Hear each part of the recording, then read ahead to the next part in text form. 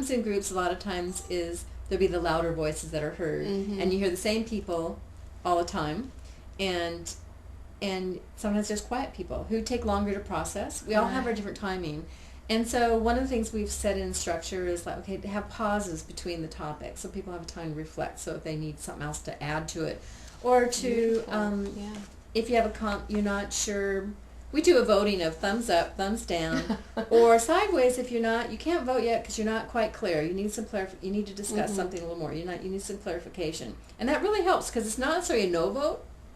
It's I'm not sure yet. And when you find out what you're not sure about, you can actually dive more into the topic more and get more clarity, and then get more of a, for sure, yes votes. And it doesn't mean 100% yes votes either. It means someone might say, I'll go along with it. I'm not going to participate. I don't, because maybe 6 out of 7 want to do it. I'll support you. I disagree. Yeah, right. It's doesn't have to be like everybody has to, because then you could just get stuck. Yeah, and not get anywhere. So some of the balancing too is just allowing for everybody's voice. And so we will go around and ask, well, what do you think? And it's one of the conflicts that happened that recently. It was someone with a real strong voice says something that says, no, we don't want to do that. And you hear that no, and everybody stops. And we've noticed this pattern. Everybody stops and we move on. Oh, we can't do that because so-and-so doesn't want to do it. And then we realize, well, wait, we were all in agreement. So we realized, well, we need to step back and go, oh, okay, she doesn't want to do it, but what do the others feel? And then that person who's real strong not wanting to do it will realize, well, she's in the minority. And we all kind of quickly jump to, oh, we can't do it because somebody doesn't want to do it. And so that's been a real lesson to look at, to allow for to not quiet our voices because someone had a real strong voice and said no. I love what you're describing because essentially it's like a case study, really well as an organization in implementing this. Because the circle leadership, as you describe it, is then practicing some of the things that you talk about in addition to the theory. And there are a number of different theories there, some of which maybe I'll ask you about later. But you also provide really the structure and then specific rules, and then now a lot of the interesting observations or specific scenarios that have arisen. Right, and that takes a lot of trust. That's why we've been together a couple of years to kind of, we've gone on retreats where we've have discussed these things, and then we come up, okay, here's some ground rules that will help us through this. Right. What about the spiritual dimension of it? I mean, we know that in circles, that in the center of the circle, as you describe it, is often the focus, and oftentimes, especially when I like the fact, you have this pause between the topics. And that's hard to do. You have to remind yourself to do that. Because you have such a big agenda, we call it council meetings, so you have so much to get done but that's, we have to remember to do that. Right, exactly. Yeah. But it allows for reflection, and then for, especially women, this, intuitive aspect of us to kind of be stirred up and working. Right, and right. So and to allow us to go back, we might come back the next meeting and go, wow, I thought about this. We might have thought we made a decision that's set in stone. Yeah. To allow that's that feminine, like, we can change our minds. But to go back and go, hey, I really thought about that, and I want to discuss this again on this particular aspect or something, to allow yourself that, you might not have fully got to the whole issue, and you might need to still keep working on it to allow that other voice to come through, because sometimes you have to step back and sit with it and come back to the next meeting and to allow for that. So we've even put that in our ground rules. We can come back and address something. Right. But I think the other thing too about circle leadership is really honoring that everybody's voice is important, and that you're co-creating. And that's the exciting thing about it. It's not like in a business where you have a leader, you have a CEO, you have a manager who just says, here's what you have to do, boom, boom, boom, here's the steps. Versus we are creating it, like we'll jointly. And I find when you come in, like I might come in with an idea, like here's a great event to do. And if I pre-plan it and go, well, I want to do X, Y, Z, and I'm so excited, I come in and I lay it out and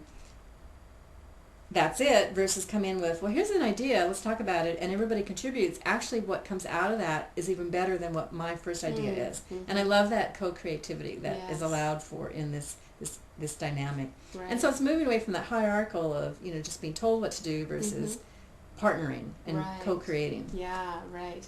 That's really beautiful. And what you describe here is actually applicable in corporations, in various organizations. But what about what's specific to spiritual leadership? I mean, what have you found as far as a paradigm for spiritual leadership?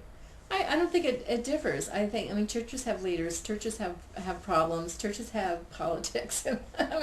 You'd be amazed what goes on. They're an organization. No, but, so I think it lends itself, it's just getting your mindset away from, you have to rethink how you might be using this model, how you could adapt it to your organization. Mm-hmm. We are very spiritual oriented. Our meetings start with a sharing. We have a candle lit in the center. We start with sharing. Everybody shares, and that can go on and on. We have to sometimes be careful about that. That's why sometimes we don't get to action, because we'll spend hours sharing. But that's why we're so close. And sometimes someone has a personal issue that's really come up. Right. And there's one recently, and we really need to hear what's going on with her and support her. Right. And that builds the trust. Yes. And so we support each other and in that way, and so we share in the beginning of what's going on with us currently, our joys and our sorrows and our sadness and our pains and whatever's going on, our happiness or joys, and at the end we close with a closing circle where we might sing a song too, and we hold hands and are in a circle. Mm-hmm. So those are 3 aspects of bringing spirit in. And then just to remember, the center, when you're sitting in a circle, it's like you can always, when you do run into problems, you can always go back to that center. You can go back, focus to the candle. And you can stop and say, let's take a moment. And we have that. We have what we call, and it's in Christina Baldwin's book, I have a gardening. If the energy gets a little bit carried away, which it can, any group, you can say, you can decide what it is, but maybe you ring a bell or something, and you say, let's have a moment of silence. And then ring the bell again, and it's going back to center, and just calm, take a minute of silence, and then get back on track. Mm-hmm. We might have gotten off track, or you get crosstalk. People get, it's just the energy gets a little carried away. Right. And so we can reconnect back to spirit, back to the center, mm-hmm. doing that. So there's lots of little things that you can set up to do that keeps the spirit there. Wonderful. Women of faith, from some of the interviews that I've seen, is that they actually are now kind of become sensitive to the term leaders or to leadership. Mm-hmm. I'm not a leader. Yeah, I think women are afraid to think of themselves as leaders. Come on now, it's time women are step up to being a leader. Yeah, you think so? Yes, definitely. Maybe we have a new name for it. Maybe we just need a new name. I don't know. Is it just a new name? Yeah, it's so I mean, I think it's women really see themselves as, they probably are leaders, but it's such a different way of leading that it's not the usual alpha leadership style. So, your circle leadership paradigm is one form. There are others who describe it as, leading from behind, as the light that's behind. You mean they're the support person of a leader? Is that what you're saying? Well, it's not necessarily the support. How was it described? It was kind of like Indiana Jones when he walked into a cave and there was a light that was behind him. Now, so really without the light, he wouldn't be able to step forward. But so this particular woman who was interviewed, she considered herself as leading from behind, as being the light, rather than herself shining the light on other people. Right. Yeah. And really, in essence, that light is leading, but instead of the Indiana Jones being the Indiana Jones leader. As long as I have experience about it, as long as you're not doing that to stay behind and hide.